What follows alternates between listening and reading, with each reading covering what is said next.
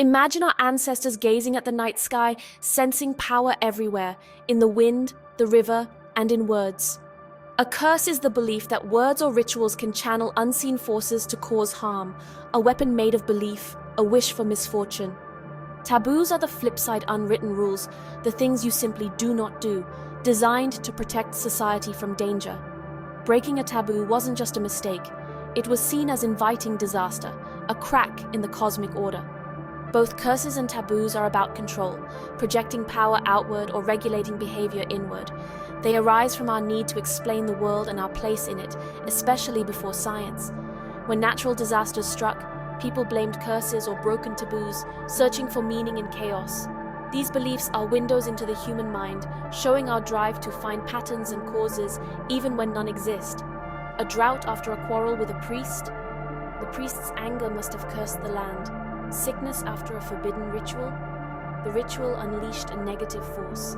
Such stories are the first drafts of science, early attempts to write the rule book of reality. They reveal our imagination and our relentless need to make sense of the cosmos. Curses and taboos are not relics. They are clues to how we think. They are the roots of our quest to understand the universe. In ancient Egypt, curses protected pharaohs' tombs, warning robbers of divine retribution, disease, madness, or death. In Greece and Rome, curses called defixiones were inscribed on lead tablets and left in graves, asking underworld gods to harm rivals. These were supernatural lawsuits, tipping fate in your favor. In Mesoamerica, taboos and rituals kept cosmic balance. Breaking them could mean famine or disaster. Forbidden acts weren't just social errors, they threatened the world's survival. In medieval Europe, the church defined forbidden practices as sins or heresies. Fear of witchcraft and curses led to witch hunts and executions, blaming misfortune on neighbors' supposed magic. Across cultures, curses and taboos shaped societies, enforcing order and fueling both awe and terror. They were powerful tools, sometimes for justice, sometimes for persecution. Why did curses and taboos emerge everywhere? They kept order and held communities together. Taboos acted as social glue. Rules against hoarding food or breaking trust were sacred, not just practical. The fear of supernatural punishment was a stronger deterrent than any leader. Religious authorities defined taboos, reinforcing their power and the status quo. Taboos protected privilege and stability, drawing spiritual boundaries around society. Psychologically, these beliefs gave people answers and a sense of control in a world full of unknowns. If disaster struck, blaming a broken taboo or a curse made chaos feel manageable. Many taboos had practical roots. Food prohibitions often protected against disease, and cursed springs were likely contaminated. These rules passed down life-saving knowledge long before science. Curses and taboos were early public health and social order systems. They made the invisible dangers of the world understandable. In a sense, they were society's first safety nets. They helped people survive and thrive in a mysterious world. How do people think curses worked? It started with intention. The cursor had to truly want harm. Rituals followed, special words, objects like dolls, and symbolic acts, all believed to channel power. Sympathetic magic, like affects like, was key. Harm the doll, harm the person. The authority of the cursor mattered. A king or priest's curse was more potent. Some were thought born with the evil eye, able to curse with a glance. Cultures developed amulets and gestures to ward off these threats. Curses often invoked supernatural agents, gods, spirits, or demons to enforce the harm. The cursor was just the messenger. The spirit did the work. The real engine was belief. If the victim or community believed in the curse, every misfortune became proof it was working. Anxiety and fear could cause real illness, the nocebo effect. The mind turned belief into reality, sometimes with devastating results.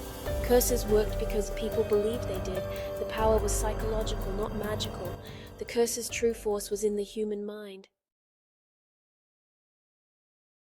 In a world where curses were real, fear shaped every interaction. Anyone could be a source of supernatural harm, so people conformed and avoided conflict. Belief in curses was a powerful tool for social control. For those who thought they were cursed, life became a nightmare. Every setback was proof, leading to real decline. Communities blamed outsiders or witches for misfortune, creating scapegoats and fueling violence. Witch trials and persecutions were tragic results of this mindset. Yet, curses also offered justice to the powerless. A poor farmer could threaten a curse against a powerful wrongdoer. The fear of supernatural retribution sometimes kept the mighty in check. Curses explained the unexplainable and enforced a moral code. They were both a weapon and a shield. The belief in curses shaped societies, for better and for worse. Their legacy is a testament to the power of belief.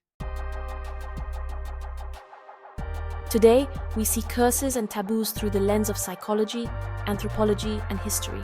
They're cultural universals, tools for enforcing norms, explaining fear, and structuring power.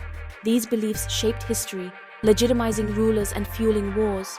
The curse on a pharaoh's tomb still fascinates us, showing the enduring power of myth. Psychologically, our brains are wired to see agency everywhere. Better to mistake wind for a predator than miss a threat. This instinct leads us to blame misfortune on curses or angry gods. Confirmation bias makes these beliefs self-reinforcing. Studying curses isn't mocking the past, it's understanding ourselves. The same pattern-seeking mind that invented curses also drives science and creativity. Curses and taboos were early expressions of our quest for knowledge. They reveal the roots of our imagination and our need for answers. Take the curse of the pharaohs. When Lord Carnarvon died after Tutankhamun's tomb was opened, the media blamed a curse. But most present survived for years. The death rate wasn't unusual. This is confirmation bias. We remember the dramatic, forget the ordinary. Science shows that many curses are just coincidence. In a world of billions, strange things happen by chance. We link a curse to misfortune, ignoring all the times nothing happens. Sometimes there are real causes. Ancient tombs may harbor dangerous molds or bacteria. Cursed land may simply have poor soil or contaminated water. The most powerful curse is the nocebo effect. Belief in harm can cause real symptoms. Fear and expectation can raise blood pressure, suppress immunity, and even sap the will to live. The curse becomes a self-fulfilling prophecy, powered by the mind. Science uncovers the real causes and the real power of belief. The supernatural fades, but the mind's influence remains. Have we outgrown curses and taboos? Not really. Superstitions linger, avoiding the number 13, knocking on wood, saying bless you. These are echoes of ancient fears, rituals to manage uncertainty. Modern curses appear as chain letters or viral posts, share or suffer bad luck. We know it's nonsense, but a part of us wonders, what if? Taboos persist too, now framed as ethical debates about cloning or genetic modification. The language has changed, but the fear of the forbidden remains. Even celebrity culture has curses. The Oscar curse, the 27 Club. We still seek patterns and hidden forces, trading gods for fate or destiny. The ancient whispers haven't faded, they've just adapted. Our fascination with unseen powers endures in new forms. What do curses and taboos reveal? They're not just relics, they're part of the human story.